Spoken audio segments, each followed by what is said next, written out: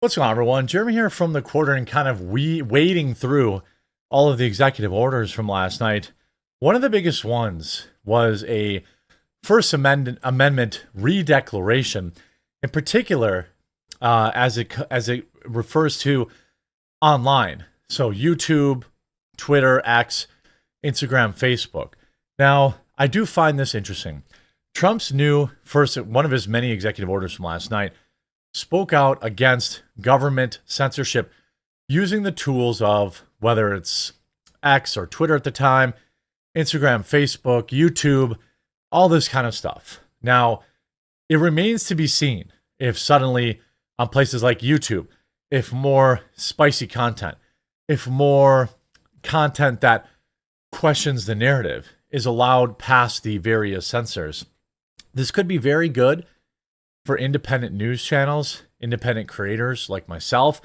It remains to be seen. But the executive order exists, and it's worth looking at, and it's worth applauding at this point. So let's look at it. Here is Michael Schellenberger.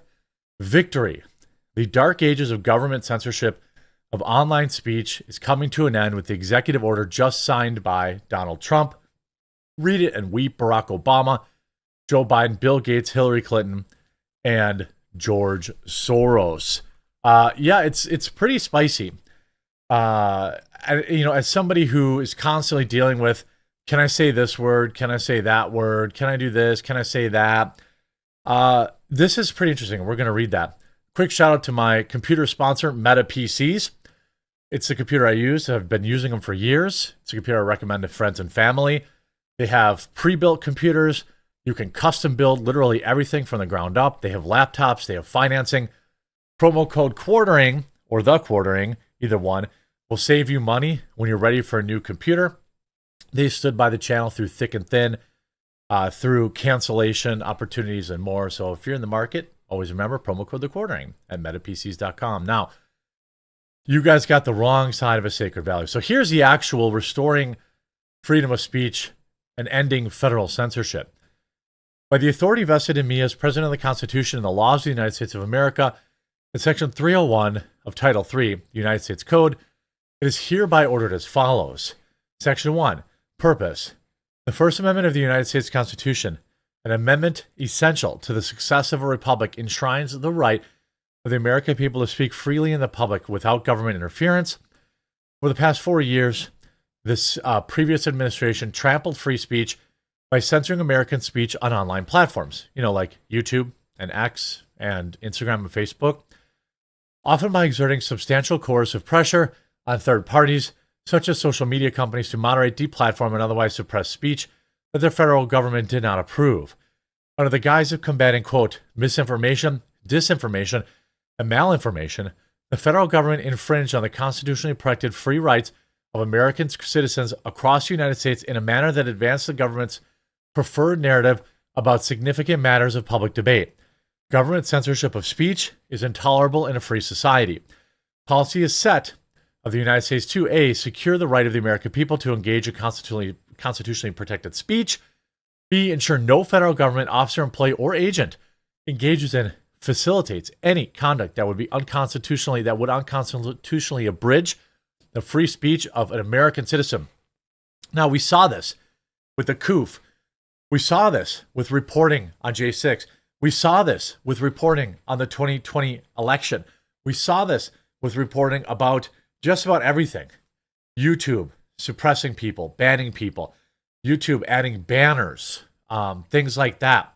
YouTube algorithmically suppressing people and making sure their channels were demonetized. Now, some people will argue demonetization isn't an infringement on free speech, and if forced to make a decision, I would agree with that, but I would all say I would do so begrudgingly, because quite frankly, demonetization is a financial tool to chill free speech.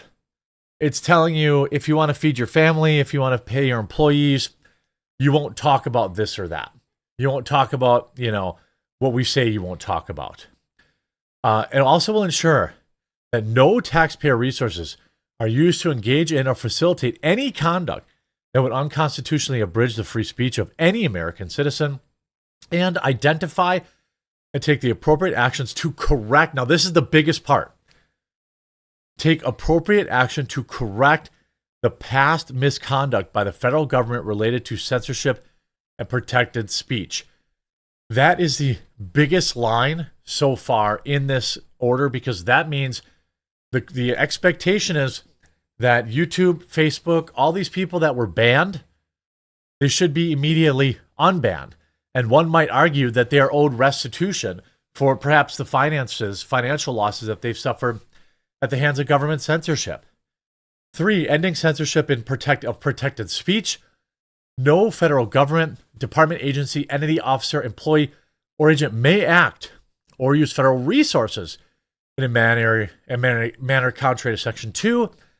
The Attorney General, in consultation with the heads of executive departments and agencies, shall investigate the activities of the federal government over the past 4 years that are inconsistent with the purposes and policies of the order, and prepare a report to be submitted to the president through a deputy chief of staff policy with recommendations for appropriate remedial actions to be taken based on the findings of the report. Everybody that YouTube banned, everybody that Facebook banned, everybody that Instagram banned, everybody that one might argue TikTok banned. I wonder if this would apply to his new buddy TikTok CEO. Because TikTok is actually one of the most censorious platforms around. It's not even close. If you want to push gender ideology, they let you do that. If you want to call those people unhinged, they ban you. This order shall be implemented consistent with applicable law and subject to the availability of appropriations. This order is not intended to and does not create any right or benefit, substantive or procedural, enforceable at law and equity in any part of the United States and its departments, blah, blah, blah, blah, blah, blah, blah. Just to remind you now, 2 weeks ago, John Kerry, Hillary Clinton, or 2 weeks ago, John Kerry, Hillary Clinton today, all demanding government censorship of X. Remember this. There should be a lot of things done. We should be, in my view, repealing something called Section 230, which gave... Well, I'm not against repealing Section 230, to be totally honest with you, Hillary Clinton. I'm not against it. In cases such where places like Facebook, Instagram, YouTube, X, or Twitter acted on behalf of the government to censor speech. Because in Section 230, you're allowed those protections based on the fact that you're merely a platform and not a content producer. When you act as such, when you act as a content producer by arbitrarily banning people or deboosting them, you don't get Section 230 protection. Platforms on the internet immunity, because they were thought to be just pass-throughs, that they shouldn't be judged for the content that is posted. But we now know that that was an overly simple view, that if the platforms, whether it's Facebook or Twitter X or Instagram or TikTok, whatever they are, if they don't moderate and monitor the content, we lose total control. Oh, you lose total control. What an interesting choice of words, don't you think? I would argue that that was a pretty interesting choice of words. Under the guise of combating misinformation, disinformation, and malinformation, the federal government infringed on the constitutionally protected free speech of American citizens in the United States in the manner and advancement government's preferred narrative. Even Obama, yes, Barack Obama played a huge role in justifying and demanding government censorship of online speech. He gave a big speech at Stanford at the DHS announcement of a, quote, disinformation governance board. It's a massive stain on his legacy. Here, it's, by the way, a lot of this was government funded, which is even more disgusting, right? Government funded. Kind of breaks my heart a little bit. I still have a lot of affection for him as a leader. I think he was a really important president in a lot of ways. Thank you, everybody. This whole speech I found chilling and disturbing, both the contents of it, but also the ways in which it appears to have been a public relations framing device. Correct. For the Department of Homeland Security's announcement of a disinformation governance board, of a censorship board. I think we have to understand that our country was created on an idea that that freedom of speech is like fundamental, like it comes before everything else. Like it's not a conditional thing. It's not something that we get to take away from people because we think their speech is causing problems that we don't like. Again, we very narrowly constrain our First Amendment rights around fraud and immediate incitement to violence. Beyond that, our speech is protected. What these guys are proposing to do, what President Obama is proposing to do, is to secretly censor, to secretly stop these stories from spreading, so you don't actually get to see the redaction. You don't see the blacked out parts.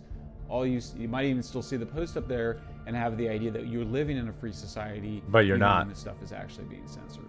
Right. So this is the thing that really should terrify all of us.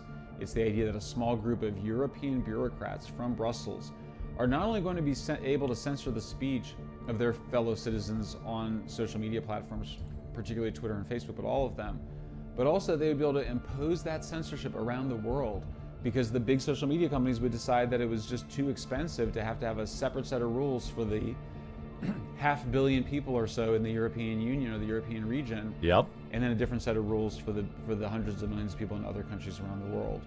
We are all, here you have, I'm not sure we would have saved America had Elon Musk not spent $40 billion to buy Twitter and save free speech. He deserves a presidential medal of freedom.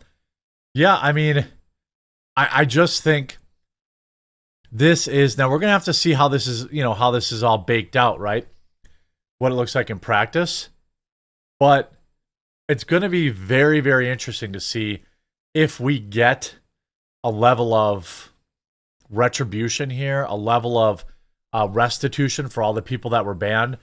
I suspect YouTube, former leaders at X, Facebook, now we know why Mark Zuckerberg said what he said. Now we know why people like Jeff Bezos are coming around. They knew this was coming, and it's a reckoning. I hope you enjoyed this video. Don't forget Meta PCs, promo code The Quartering when you're ready for a new computer or laptop. We'll talk to you. Make sure you leave a like on the video, subscribe or follow down below, and we'll talk to you again real soon.